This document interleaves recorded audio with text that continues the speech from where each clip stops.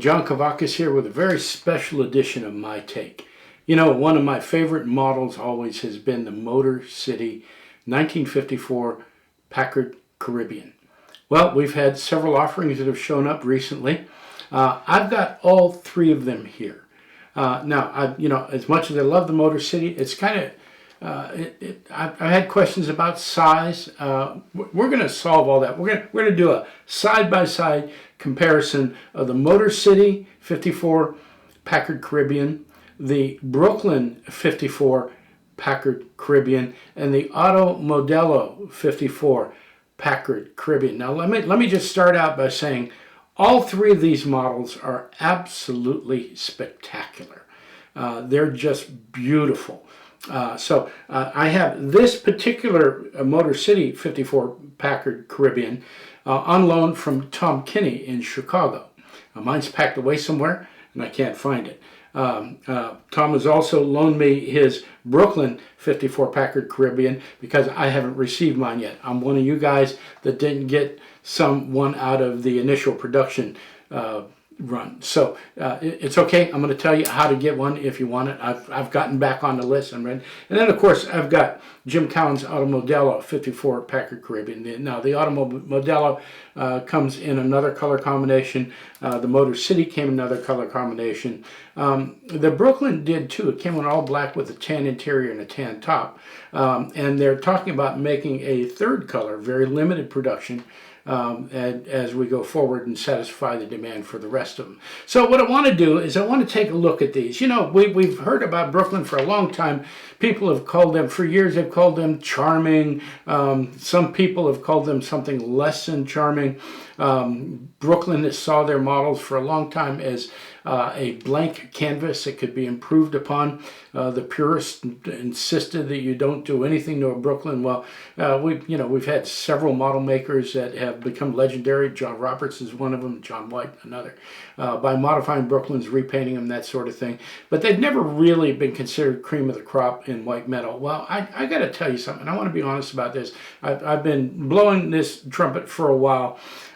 Their recent offerings, in particular the last 4 or 5 years, in spite of all of the upheaval and movement they've had and everything, have really, really improved. And I believe they are now making the best white metal models in 1/43 that we have ever seen. So if you still think Brooklyn is charming, you really need to take a close look at them again, because some of their recent releases, the 46 Pontiac Torpedo, the 1963 Buick Riviera, and several others, are just really outstanding models, and as far as I'm concerned, state of the art. But how do they compare to what was the gold standard, the Motor Cities? So Motor City's been sitting at the top of the heap for a long time. People remark about the price of Brooklyns. They run $300 or so, $320, $340, $290, $280, that sort of thing. But nobody seems to complain about the price of Motor Cities. And, you know, if you want to pick up a really pristine Motor City 54 Caribbean, you're going to pay $600, maybe $700 for it. While they have appreciated over time, I think technology's caught up to them as well. So what I want to do is I want to take an objective look at each one of these. I'm going to measure them. We'll take pictures comparing them. And then when I'm done, you'll be able to decide what you like for yourself. Now, we all have different collecting motivations. I like scarcity. I like exclusivity. I like a high level of detail and a high finish. That drives me towards white metal. I love white metal. And, if people go, oh, the heft doesn't mean anything. Well, it does to me. I enjoy a hefty model. I feel like having something substantial in my hand gives me an added value. Now, not everybody feels that way. It's okay. We're all in the hobby to have fun. We're all in it to enjoy ourselves. And if when I'm done, you're still a Motor City fan, that's fantastic. If I've changed your mind about Brooklyn, well, that's helpful, those too. We can't deny the fact that makers like Automodello are producing some really fine product. And we're going to get a close look at all three of them. I'm going to look at them one at a time, then I'm going to compare them, then I'm going to show you a chart after I put the calipers on them. They are very close together in size, so I'm expecting no surprises here. Let's go to the turntable. So here they are on the turntable, and I got to tell you, these models, all three of them are just spectacular. I really got to give credit to Motor City. Their Caribbean is probably somewhere around 15 to 20 years old, and it has held its own. I mean, it is still a really incredible model. One thing I will mention about the lights, you're not going to see it here, but you'll see it in some of the close-ups. The metal fleck in the Brooklyn is actually very much to scale. It's a beautiful finish, easily the equal of the other two, maybe even a little bit better in some cases. But when you get them under the lights on the close-ups, when we take a look at the trim and that sort of thing, it's going to look pretty bright. We can't help that because it's the nature of lighting things well enough for you to be able to see them. But again, all three models are really incredible. There's an incredible amount of detail. Let's talk first about the general lines. I think all three manufacturers got them really well. Automodello got that slight slope of the rear fender better than the Motor City and the Brooklyn. Motor City and the Brooklyn are very close together in their lines. Automodello gets a couple of points for getting that contour of the rear fender more accurate. And if you take a look at the trunks, this is kind of hard to see because the pictures of the 1.1s that I see out there, I'll put one up here for you to take a look at, are kind of hard to see that contour of the trunk. But I think the contour of the trunk goes a little bit better to Brooklyn than it does the other two, where they've gotten those elegant curves there on either side of the Continental kit. Let's talk about the hood scoop. There's been a matter of some discussion on the Brooklyn. And again, now this is my take on the Brooklyn hood scoop, but I think it is far more accurate than most people think. I'll give you a couple pictures of the 1.1s to take a look at. I do think the Brooklyn suffers a little bit because it's painted there. And, you know, the contrast you get on the Packard ivory on the other hood scoops isn't going to make them look quite as prominent. But if you compare the Brooklyn hood scoop to the Motor City hood scoop, they're very similar in size, very similar in their height. So I'm giving the advantage to Brooklyn on the hood scoop. You might think a little bit differently on that, but I see. Matter of fact, I took a close look at the hood scoops on the Caribbeans in the Packard Museum in Dayton last year, and I was impressed with how large they were. So take a close look at them. Let me know what you think. Wheel lip moldings, I think Brooklyn does a much better job on the wheel lip moldings. There's no photo etch there. Motor City did a nice job on theirs, but Brooklyn's are just really spectacular. That side spear, the points go to Brooklyn again. The side spear on the Automodello is photo etch. Well done photo etch, but it is photo etch and lacks a little bit of dimensionality. For the grill, this is going to be subjective, but I'm going towards the Brooklyn for the correct size fog lamps, and to me, all around better proportions. I think it looks more like an authentic Packard grill. But you can see the comparison right there on them. Going around to the back to the tail lights, Brooklyn, Automodello, really well done, closer together. The taillights on the Motor City look small compared to the other two, and I think the other two are more accurate. The chrome fins on top of the rear fenders, I'm going with Brooklyn for better integration, better size. They just look more authentic to me. The upper door trim, again, I'm going with Brooklyn on that one just for its size. It looks more true to scale. The rear bumper, Automodello, Motor City, almost tied there. The Brooklyn rear bumper that carries the spare tire is a little bit narrow. As far as the wheels on all three models are just amazing. But I'm going with Brooklyn on these. In particular, seeing that the Brooklyn wheels are cast. They are not photo etch. Darren Mold's just doing a fantastic job on details, as he is with the rest of the models. But that man is a master at his trade and doesn't get the recognition I think he deserves. So the wheels go to Brooklyn. The windshield, I have never seen this on the Motor City before until I compared them to the Automodello and the Brooklyn. But the Brooklyn is just a little bit high. The Motor City is just a little bit low, maybe a bit too low. And Automodello got the windshield right correct on the Caribbean. So they did a really nice job on that. Mirrors, this is really weird. The Brooklyn has two mirrors. The Motor City has one. Automodello has none. Two mirrors were an option. One mirror was standard. I don't know how we end up with that, but that's where things are. So I like both mirrors on it. I would think somebody that would pay the $6,000 plus for a 54 Caribbean back in 1954 would go with all of the options that they could get. So the badging is, again, the badging is fantastic on all of them. I give kudos to Motor City for their badging, for having been made as long as ago as they were made. But I'm going to give the nod to Automodello for all the badging is good for all three models, but Automodello nailed that medallion near the rear door. It's fantastic. Antenna, I'm going with Automodello on the antenna. I just think they did a nicer job on it. Convertible top. Now, when I first saw the convertible top on the Automodello, I thought, that looks really good. It looks realistic, and it does. It's a really well done. But the texture on the convertible top on the Brooklyn looks really well done too. It's great. I think the detail on the Brooklyn, particular around the base of the convertible top, around the window, I think it's a little bit better handled. And so I'm giving points to Brooklyn for the convertible top because they did the detail on the inside of the convertible top too. Take a look at that. A really nice job. The top boot, what some people would call the tonneau, they're all good. I think probably Motor City's a little bit more accurate. I like the finish and the detail on the Brooklyn and the Automodello a little bit better. You go to the interior, again, they're all fantastic interiors.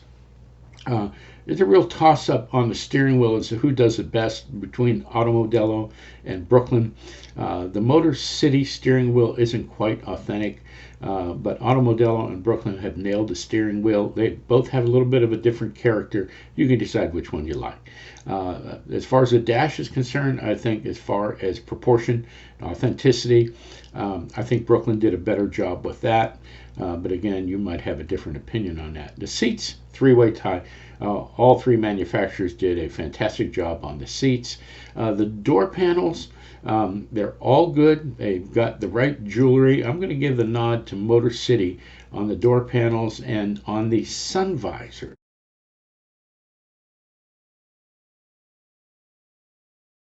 Motor City has those little chrome strips on the sun visors that make them look authentic. They did a really, really good job. So now let's go to scale. Now I told you I always thought the Motor City Caribbean was a little small. That was my imagination. So here's a chart. The 1.1 had a total length of 5,595 millimeters, a width of 1,976 millimeters, and a wheelbase of 3,099 millimeters. And you can see 1 inch is equal to 25.4 millimeters. So the length of the 1.1 was 130.12. The width was 4.56. And the wheelbase is 72.07. So you can see the Automodello is very close, just a hair longer, nothing that you could really measure too much of. The width is almost exact, and the wheelbase is very, very close to being right on the mark. The Brooklyn, just a little bit over. Again, not enough to be noticeable.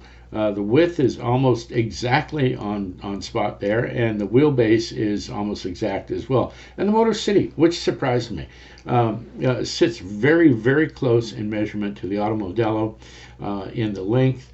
It's a little wider than the Automodello, just a hair wider than the Brooklyn, and the wheelbase is just a little bit longer on the Motor City than on the Brooklyn, and the Automodello. Now, none of those you would be able to tell the differences between looking at them with the naked eye.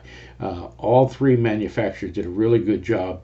I'm giving kudos to Motor City because back when they were doing that, there was no CAD CAM. They had to measure, and then somebody had to make the master. So we have all the help of more accurate CAD CAM, more accurate masters and everything right now. But there's still a lot of artistry that goes into making these things look the way they do.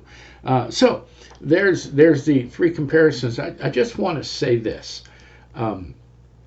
Automodello's done a fantastic job, but we've come to expect really good work from them. And of course, Motor City has been the gold standard, but Brooklin is right in there with them. And I believe they're just setting a new standard for white metal. Of course, you know, I'm a Brooklin fan, and I've loved them for a long time.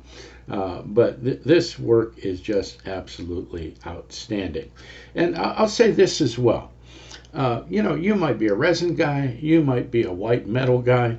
If you're a white metal guy, you probably long to have one of the Motor City Packards in your collection. But the Brooklin is far more limited in production.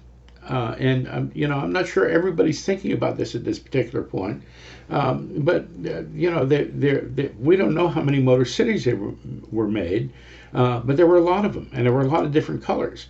If you're looking for a collector's item, the Brooklyn's got it all over the other ones, you know. So if you're into white metal, you know, you might want a Motor City Packard. You might not be able to get it, but you can get one of the Brooklyns. And, you know, if you email Simon Elford right now, you know, I'll give the details on that later. You can get in on the next batch of these, but even with the next batch, you're going to be far less made than on the Motor City. Now, if you're a resin guy, you're going to be totally pleased. And I guess what I'm saying is, you know, whatever your motivation for collecting is, if you get any one of these models, you're going to be a happy guy. It's going to be a lot easier to get the Automodello or the Brooklyn than it is the Packard. But all of them are going to give you that pride of ownership that you would look for in a modern model. So I just want to give a heads up to Jim Cowan and to Simon Elford for the great job they did. You know, we waited a long time on both of these models. There was a lot of controversy wrapped up in their production and everything, but both manufacturers done a beautiful job, and I'm really looking forward to where both of them are headed. Hey, we're going to have all these in Chicago. You'll be able to take a look at them. I hope you'll be able to stop and join us in our booth there. Okay, real quick, let me explain to you how you can get a Brooklyn 54 Packard Caribbean. There's going to be another production run. It will be the white over blue, just like you see here.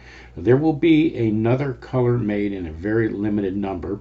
If you want either of those, you have to email Simon Elford at Brooklyn. I will put his email address up here. He has to hear from you. We did have a list. We gave it to him. There's been a lot of confusion, and Simon's trying to keep everybody happy here. So he's going to make enough models to satisfy the demand, but he's not going to make any more than that. So you got to get on his email list and let him know that you're interested in one of the next production run. He's working hard to make sure that everybody stays happy with this, and it's an awesome model. I guarantee you, if you get it, you're going to love it. So there you are. And as with any other model, there are pluses and minuses for each model. You know, the Motor Cities are a fixed quantity. They're not making any more. We've got a couple makers that are trying to bring them back. Greg Gunn and his Motor City Revival. Jeff Lane and his Second City models are doing very fine jobs at representing a high quality 143rd model and kind of carrying on the tradition. So we'll see more of those. Maybe we'll see something in Chicago from either one of them. But here they are. You've got a close look at them. The great advantage we have to the Brooklin model, to the Automodello model, is that there will be more made. Now, I haven't talked to Jim about other colors on the Caribbean. Maybe we'll get some information on that in Chicago in a couple weeks.